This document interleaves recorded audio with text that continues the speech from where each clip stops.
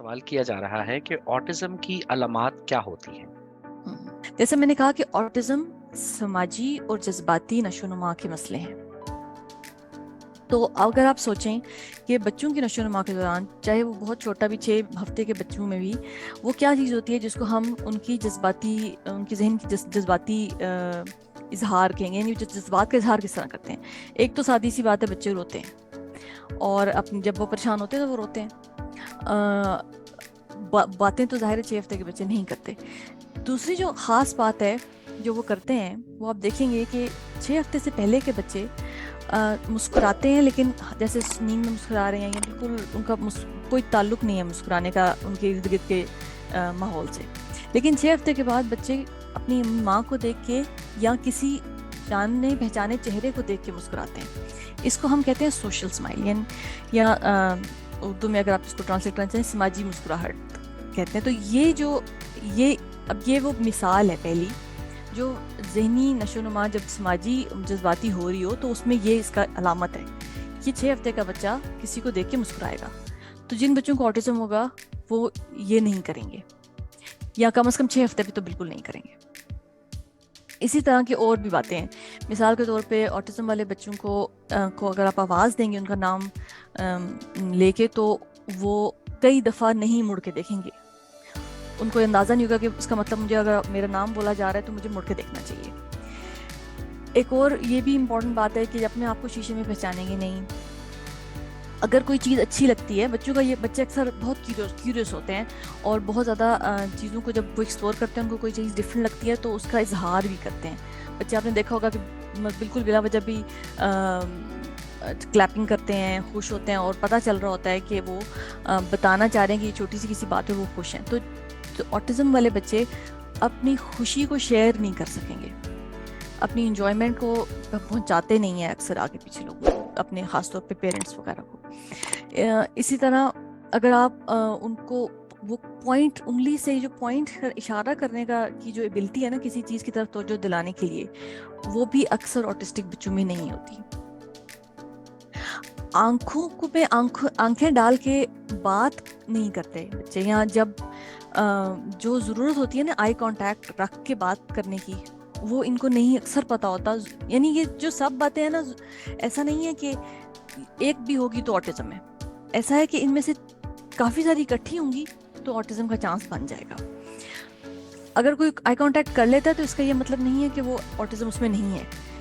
اہم بات یہ ہے کہ آئی کانٹیکٹ کو استعمال کرنا اپنی بات چیت پہنچانے میں.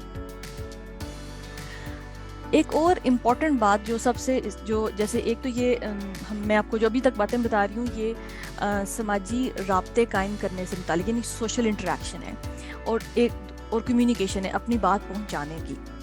اکثر بچوں کی لینگویج ہی پیچھے ہوتی ہے. آٹزم میں بچوں کی لینگویج ڈیولپمنٹ ہی وہاں نہیں ہوتی جہاں باقی ان کے ساتھ لوگوں کی ہوتی ہے. پھر ایک اور چیز جو امپورٹنٹ ہے آٹزم کی ڈائگنوسس کے لیے، اس کو ہم کہتے ہیں ریسٹرکٹیڈ ریپیٹیٹیو انٹرسٹ اور بیہیویئرس. اس میں بچوں کو کسی خاص ایکٹیویٹی میں، کسی خاص چیز میں ایسی دلچسپی ہوتی ہے کہ وہ ان کی زندگی میں انٹرفیئر کرتا ہے. یعنی کہ اگر ایک گاڑی پسند ہے تو اس کو بس پکڑ کے جہاں جہاں جانا ہے اس کو لے کے جانا ہے، اس کے بغیر آپ کہیں نہیں جا سکتے. اسکول بھی اگر جانا ہے تو اس کو اٹھا کے لے جانا ہے ساتھ.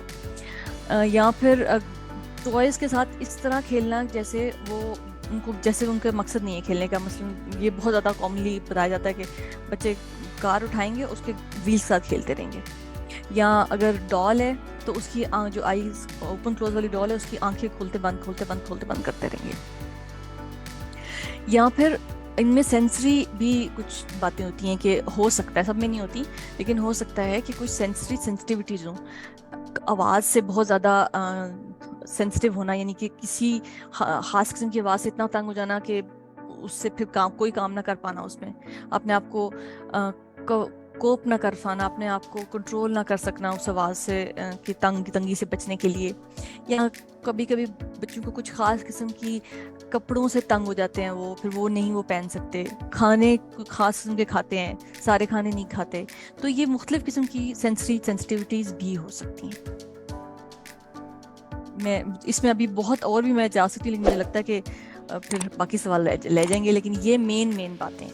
ان میں سے اگر 3-4 قسم کی باتیں ہو رہی ہیں تو چاہیے کہ جائیں اور پتہ کریں، ڈھونڈیں کہ آٹزم کی اسیسمنٹ ہو جانی چاہیے، جیسے ہم صحت یاب پہ کر رہے ہیں. اسی طرح کچھ جگہوں پہ یہ ایک امپورٹنٹ بات میں یہاں بتاتی جاؤں کہ بچوں کے اسپیشلسٹ پاکستان میں بہت کم ہیں، بچوں کے ذہنی نفسیاتی ماہرین بہت کم ہیں. تو اچھا ہوگا کہ آپ پہلے اچھی طریقے سے پتہ کر لیں کہ کون ہے، پھر اس کے پاس جائیں، کیونکہ بہت سارے لوگ بغیر ٹریننگ کے بھی کام کر رہے ہیں، اور بچوں کے ساتھ ایک تھوڑا کام دھیان سے کرنا چاہیے. پھر بچوں کا جو ٹائم ہے نا وہ بہت امپورٹنٹ ہوتا ہے، وہ گزر جاتا ہے تو وہ نشو و نما کا ٹائم گزر جاتا ہے.